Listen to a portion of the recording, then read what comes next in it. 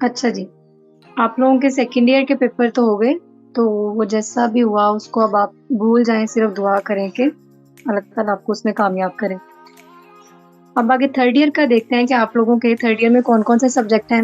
वैसे अगर आईटी के लिहाज़ से देखा जाए तो सेकंड ईयर ज़्यादा डिफ़िकल्ट होता है क्योंकि उसमें सब्जेक्ट सबसे ज़्यादा होते हैं। जैसे-जैसे आप फिर थर्ड ईयर में, फाइनल ईयर में आते हैं तो कुछ सब्जेक्ट कम हो जाते हैं, फाइनल ईयर में तो बिल्कुल कम हो जाते हैं, ठीक है?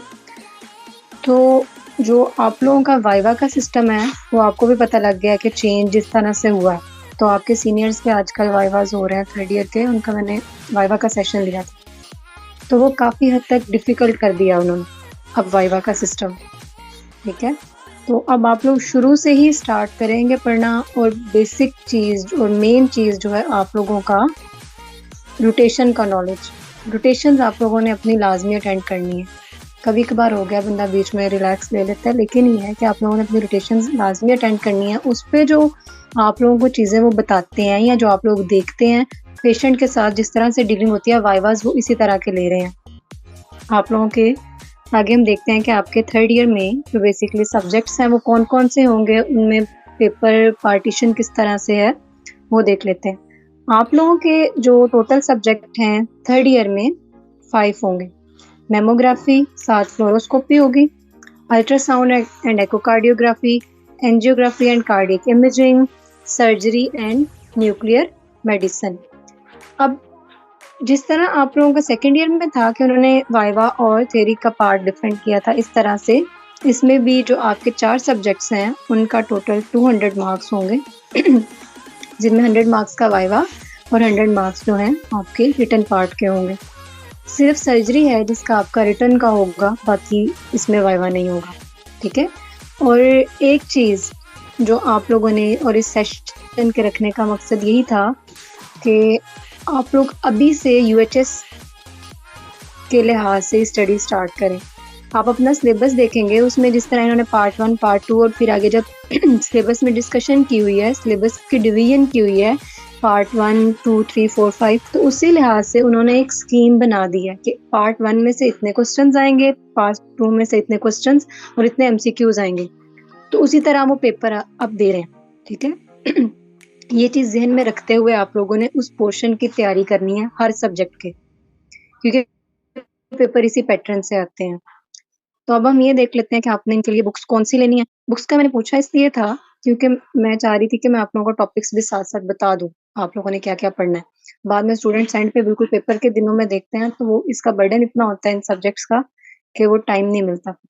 अच्छा, मेमो के लिए आप लोगों ने जो बुक लेनी है वो बुशोंग ही है, उसी में से आपने फ्लोरो का मेमो का एक चैप्टर है और वो एक चैप्टर ही सारा साल अगर आप पढ़ें या उसको याद रखें तो वो खत्म नहीं होता। छोटा-सा चैप्टर है, जिस तरह सिटी का उन्होंने चैप्टर दिया हो। इसी तरह मेमो का एक चैप्टर है और उसके साथ फ्लोरोस्कोपी के कुछ चैप्टर्स हैं जो आप लोगों ने बुशोंग में से करने हैं और प्रोसीजर्स वही हैं सेम जो आपने सेकंड ईयर में किए हैं। थर्ड ईयर में ये सारे के सारे उन्होंने आपके सिलेबस में मेंशन किए हुए हैं। वो सारे लाज़मी पूछते हैं वाइवाज़ में, इनकी फ़िल्म्स दिखा रहे हैं वो। तो इसलिए आपने अ, फ्लोरोस्कोपी को भी साथ-साथ रिवाइज़ करना है। रोटेशंस तो मेरे ख़्याल से आपकी सेकंड ईयर में हुई हैं, तो वो फ़िल्म्स आईवीयू के बारे में, एमसीयूजी के बारे में, इनकी सारी फ़िल्म्स वो दिखा रहे हैं, जो यूएचएस में वाइवाज़ हो रहे हैं। ये आप लोगों ने अच्छे से याद करने हैं। फिर अल्ट्रासाउंड और एकोकार्डियोग्राफी के लिए 2 बुक्स हैं। अल्ट्रासाउंड के लिए जो है वो आपने लेनी है सोनोग्राफी बाय सैंडर्स और एक्को मेड ईज़ी आपने लेनी है अटल लुथरा की, ठीक है? और सर्जरी के लिए हम शमीम ही लेते हैं और इसमें से बाकी इन सब्जेक्ट्स में से पढ़ना क्या-क्या है, वो हम आगे देखते हैं। फिर एंजियो और कार्डियक इमेजिंग है। एंजियोग्राफी में से आप बुक जो आपने लेनी है वो है कार्डियक कैथेटराइज़ेशन बाय मोर्टन। और न्यूक्लियर मेडिसिन जो है, ये आपने रमेश चंद्रा की बुक लेनी है और जो इसके प्रोसीजर्स हैं, न्यूक्लियर मेडिसिन की जो स्किंटीज़ होती हैं, उनके नोट्स आप लोगों के सीनियर्स के पास होंगे, जैसे ये पेपर देके फ्री होते हैं, उनसे नोट्स ले लें, अगर उनके पास हार्ड कॉपी में है तो फ़ोटोकॉपी करवा लें, सॉफ्ट कॉपी में है तो उनका प्रिंट आउट करवा लें, ठीक है? उनका भी न्यूक्लियर मेडिसिन का वाइवा आई थिंक रह गया कुछ लोगों का। तो वो उनसे लाज़मी आप लोगों ने एक्सपीरियंस पूछना है कि उनके वाइवाज़ में उन्होंने क्वेश्चन्स क्या-क्या पूछे हैं और किस तरह से उन्होंने वाइवा लिया उनका। काफ़ी स्टूडेंट्स परेशान भी थे, मेमो का सिर्फ़ उन्होंने बताया कि काफ़ी हद तक उनका अच्छा हुआ है, ठीक है? अच्छा, बुक के फ्रंट पेजेज़ कौन-कौन सी बुक आपने लेनी है? ये आपकी अल्ट्रासाउंड की बुक है, जो लेफ्ट पे है और राइट पे एक्कोमेडीज़ की है।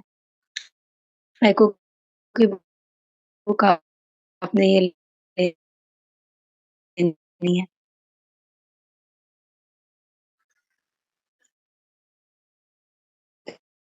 फिर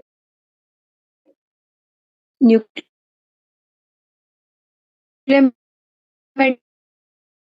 मेडिसिन की है।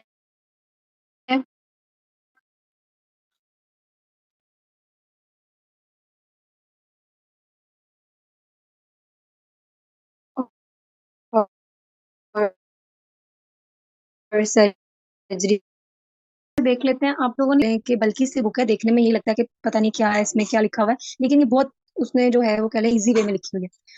अल्ट्रासाउंड के आप लोगों ने पेशेंट प्रिपरेशन हर एक की पढ़नी है, स्कैन्स की, आपने पेशेंट पोज़िशनिंग पढ़नी है, फिर प्रोब टाइप पढ़नी है, फिर आपने किस एरिया में स्कैन करना है, ये सारा कुछ पढ़ना है। चैप्टर इसके जो हैं, ये सारे इसमें मेंशन है, ठीक है? इनमें से कुछ चैप्टर जब आप लोग बुक्स ले लेंगे, फिर बता देंगे कि किन में से आपने सिर्फ़ स्कैन्स करने हैं। शुरू वाले जो चैप्टर्स हैं, उनमें नोमोलॉजी आपने लाज़मी करनी है, जो उसकी बॉक्स लिखे हुए हैं, उन बॉक्सेस को आपने लाज़मी करना है, ठीक है? फिर जो एको है, एको के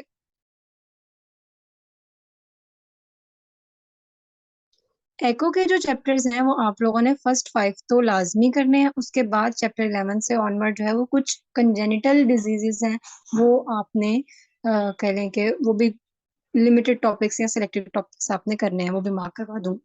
फिर सर्जरी जो है, इसकी भी बुक ऑलमोस्ट करनी तो सारी ही है। कुछ चैप्टर्स एमसीक्यूज़ के हवाले से इम्पोर्टेंट हैं, कुछ आपके एससीक्यूज़ के लिए इम्पोर्टेंट है। 1, 2, 3, 4 और 6, 8, 9 ये एमसीक्यूज़ के लिए ज़्यादा इम्पोर्टेंट है। बाकी नीचे वाला जो चैप्टर है ये आपने एससीक्यूज़ के की तरह आपने प्रिपेयर करने हैं। जो सर्जरी का पेपर है, अगर आप लोगों ने मेडिसिन की तैयारी बहुत अच्छे से की है ना, तो सर्जरी आपको बिल्कुल मुश्किल नहीं लगेगी।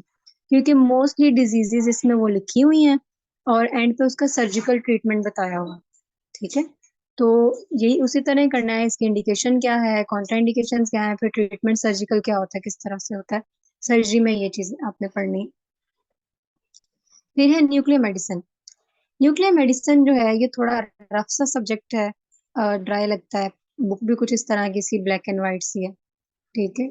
वो रमेश चंद्रा की आपने लेनी है। चैप्टर्स इसमें सिर्फ़ आपने चैप्टर 1 छोड़ना होता है, 13 वाला, वो नहीं करना होता और 7 के सिर्फ़ फर्स्ट 2 पेजेज़ करने हैं, बाकी पूरी बुक आपने इसकी करनी है। इसके अलावा साथ इसके जो प्रोसीजर्स के नोट्स हैं, वो आपने लाज़मी करने हैं। वो अपने सीनियर से जैसे ही पेपर से वो फ्री होते हैं, उनसे आपने उन नोट्स का लाज़मी पूछना है। फिर है मेमोग्राफी। मेमोग्राफी आरएसटी के 2 चैप्टर जो आपको बताए मैंने, फ्लोरो का पार्ट बताया और मेमो का पार्ट बताया। उसमें से चैप्टर 15 टू 28 बनते हैं आपके बुशोंग से और 472 पेज पे जो बॉक्सेस हैं कुछ आपने वो करने हैं और प्रोसीजर्स वही हैं जो स्टेपमैन पे हैं। अच्छा, जो आपके न्यूक्लियर मेडिसिन के प्रोसीजर्स है ना, वो भी आप एक बार रीड कर सकते हैं चैपमैन से, क्योंकि उसमें ऑलमोस्ट चैपमैन जो है ना, कह लें कि होल लाइफ का साथ है इसका, हमारा और बुशोंग का। ये आपने फिजिक्स पढ़नी है तो आप बुशोंग से या कुछ भी मशीन के हवाले से आपने देखना है, जब आप अपनी फील्ड में आएंगे तो वो बुशोंग से। चैपमैन से प्रोसीजर कोई भी आपने निकालना है तो आप चैपमैन से हेल्प ले सकते हैं। जो प्रोसीजर्स का वाइवा वो ले रहे हैं, उसमें उन्होंने तमाम जितने प्रोसीजर हैं, तकरीबन हर बच्चे से उन्होंने एक-एक सुना भी है, उसकी फ़िल्म्स भी दिखाई हैं, इंडिकेशंस, कॉन्ट्रा इंडिकेशंस, फिर बड़े कोई जर्नल से क्वेश्चन पेशेंट्स के लिहाज से, वो अगर आप अपनी वही बात रोटेशंस अच्छे से अटेंड करेंगे, तो आपको पता लगेगा कि क्वेश्चन का आंसर किस तरह से देना। फिर है एंजियोग्राफी। एनजीओ जो है, इसमें भी आपका जो नॉलेज है, प्रैक्टिकल नॉलेज वो बहुत इम्पोर्टेंट है। अगर आपने केसेस देखे हैं तो आप इज़िली आंसर कर सकते हैं। उसके 1, 2, 3, 4 चैप्टर तो आपने कंप्लीट करने हैं। फिर आगे 5, 6, 9, 10, 11 के कुछ सिलेक्टेड आपने टॉपिक्स करने हैं, ठीक है? तो जो एनजीओ वाले स्टूडेंट्स हैं, स्पेशली चिल्ड्रन हॉस्पिटल वाले, एनजीओ में जब आपकी रोटेशन होती है, तो वहाँ पे सर आपको जो नोट्स बनवाएँगे या जो चीज़ें बताएँगे, वो आपने लिखनी है, अपने रजिस्टर पे नोट करनी है। वही ऑलमोस्ट ऑलमोस्ट वो जो है वाइवा में क्वेश्चंस पूछते हैं। यहाँ कहने के वो इंपॉर्टेंट चीजें हैं जिसमें से वाइवा के क्वेश्चंस बन सकते हैं। जो एको का वाइवा इस बार हुआ है वो बहुत कहते हैं कि स्ट्रिक्ट वाइवा लिया उन्होंने, उसमें उन्होंने प्रोब से व्यूज फॉर्मेशन का भी पूछा है, फिर स्ट्रक्चर्स दिखाए हैं क्या नजर आ रहा है आपको, फाइंडिंग्स पूछी हैं एको की, एको के फॉर्मूलाज पूछे हैं। तो ये है कि अभी से आप लोग अपने आप को इस तरह लेके चले ताकि लास्ट पे जिस तरह सीनियर्स को प्रॉब्लम हुई है वाइवा में या आप लोगों को, ये सब न्यू था जो यूएचएस में लिए हैं उन्होंने वाइवा। तो अभी से करेंगे तो इंशाल्लाह आगे आप लोगों के लिए बहुत बेहतर रहेगा।